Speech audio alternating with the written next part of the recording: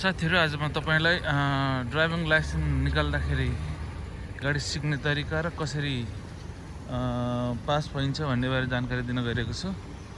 खास गरी तपाईहरुको योलाई एड भनिन्छ हैन, एड कटाउने, अनि त्यहाँबाटै तपाईलाई म देखाउन गइरहेको छु।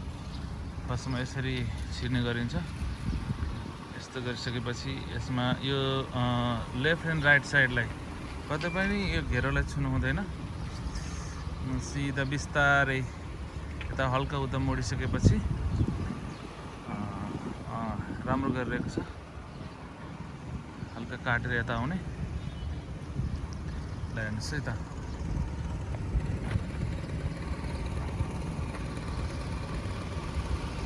ओके,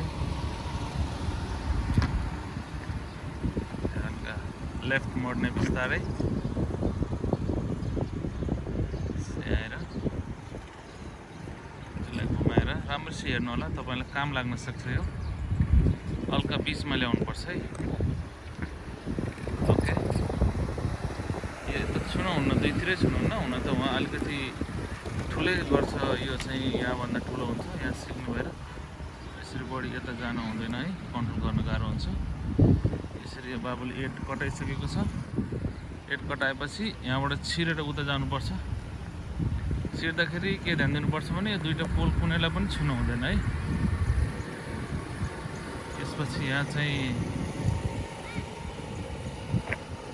यसमा चाहिँ रोकिनु हुँदैन है, यसमा रोकिनु हुँदैन। त्यसपछि बिस्तारै न्युट्रलमै हैन, हल्का हल्का क्लच छोडेपछि आफै अगाडि बढ्छ गाडी। र जब गाडी त्यहाँ पुग्छ, त्यहाँ गएपछि हामीले राइट लाइट बाल्नुपर्छ, साइड लाइट बालेर आउनुपर्छ। बिस्तारै यता घुमिसकेपछि स्ट्रेट हुने बित्तिकै लाइट आफै अफ हुन्छ, हेर्नु होला।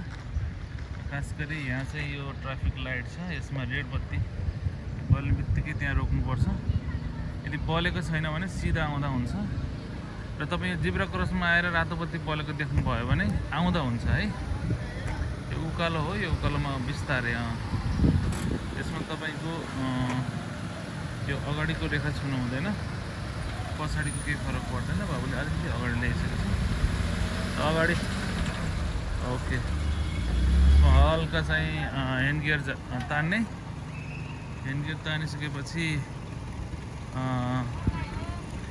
एक्सिलेटर दिएर बिस्तारै क्लच छोडेर अगाडि बढ्नुपर्छ। र यसमा चाहिँ त्यहाँ पनि यहाँ पनि ट्राफिकले चाहिँ आइज भनेर बोलाइसकेपछि मात्र चाहिँ जानुपर्छ र झर्नुपर्छ है। बाबुले एलब्याग दिँदैछ। एलब्याग दिँदाखेरि अगाडिको पाङ्रा त्यो पोलको आडमपछि फनक्क फुल स्ट्रिङ हान्नुपर्छ। र हो त बिचमा दुईवटा जुन छ नि, तपाईँले यहाँनिर बिचमा रोक्नुपर्छ। र बिस्तारै चाहिँ ब्याक गियर हान्ने, ब्याक गियर हानिसकेपछि हल्का ब्याक आउने। र तपाईँको जुन पछाडिको पाङ्रा छ नि, त्यो पोलमा आउने बित्तिकै घुमाउनुपर्छ। पोल घुमाएर यता आइसकेपछि यहाँनिर चाहिँ जुझ्नु भएको छ दुईजना सिकारुहरू भएको छ। बाबुले चाहिँ यहाँनिर सिधा गरेर अगाडि आइसकेको छन् र बाबु चाहिँ मेरो विचारमा ट्राभलमा पास हुन्छन् है। यति गरेर यसपछि बिस्तारै अगाडि बढ्यो भने पास भयो। ओके, तपाईहरुले पनि यसरी फलो गर्नु होला यो नियमहरू है। खास गरी गाह्रो हुने भनेको यो यल ब्यागमा ब्याग आउनलाई तपाईको यहाँ उकालोमा गाह्रो हुन्छ है। अरू त सबै त्यस्तै हो, नर्मली जस्तो हुन्छ। तपाईले एटमा सक्नु, एटमा पनि ठिकै ठिकै हुन्छ। ओके, यति नै है त।